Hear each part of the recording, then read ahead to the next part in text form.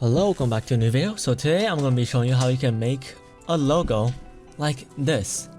So all you need is the Krunker font. I'll link this in the description down below. It's called FFF Forward. See, this is the Krunker font. All you need to do is click install. Another plugin you need is the tube effect. You can download it here. I'll link this in the description also. So now we're in paint.net. This is the program I'm going to be using. And I'm gonna click new. I like to use 1920 by 1080 because that's the native resolution.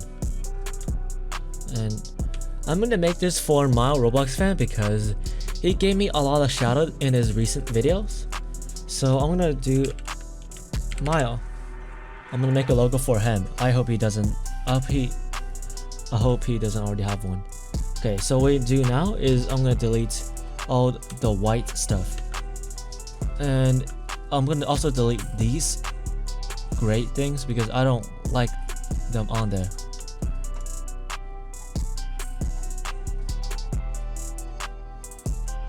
Okay, so now I'm gonna click delete. So we only have the black text on here.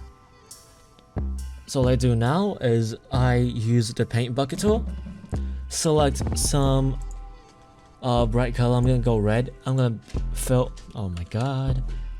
put a new layer, then put that on there, and then I'm gonna merge a layer by pressing Ctrl M. So now we have this. So what I do now is remove all the black text. So now we're gonna go in the box tool and then make them a solid filled shape. I'm gonna use this white. Also, again, remember to create a new layer. Put and drag it under that layer. So have this. What I do with this, by the way, I just put a box down. I like to line this up with the bottom of that part of the E. So I have this, and I'm gonna make another box, and this time I'm gonna make it a different color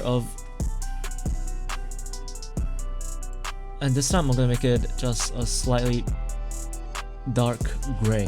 Like, I'm gonna go with that. So again, zoom in on it.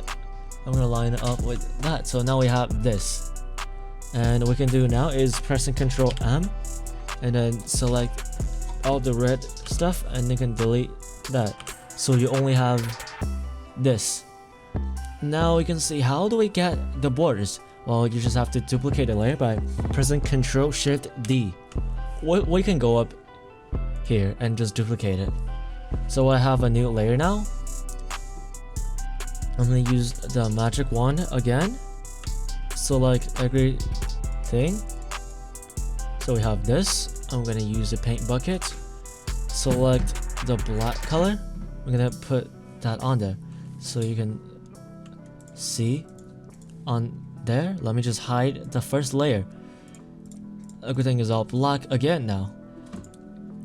So we have this now. I'm going to deselect, and what you do now is select that layer, go in effects, go to blur, click Gaussian blur.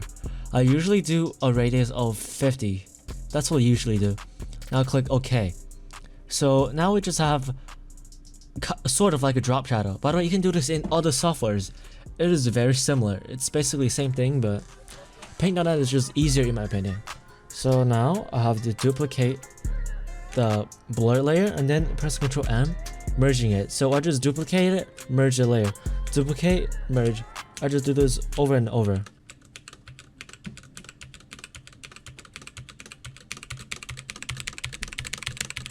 Okay, so now we just have that, just a solid color.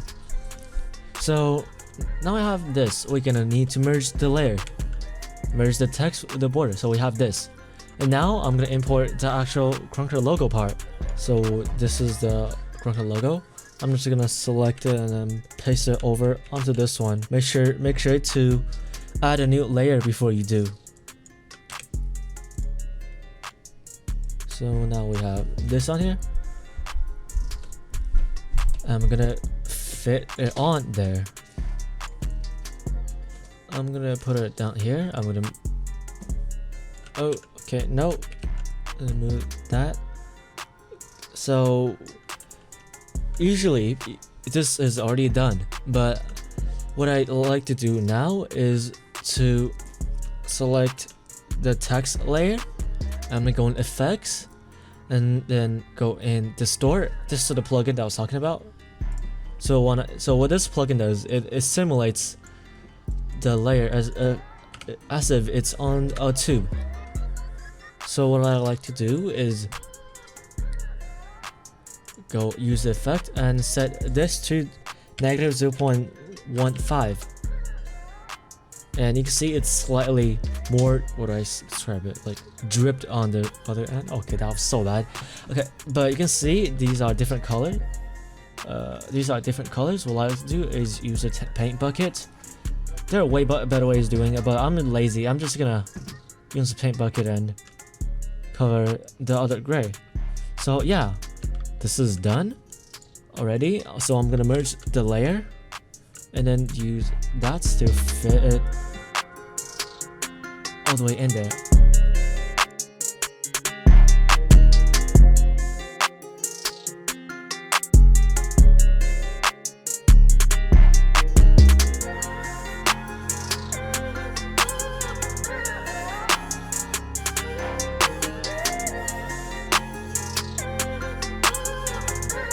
So yeah, that's it for the tutorial. I hope you have learned something new today.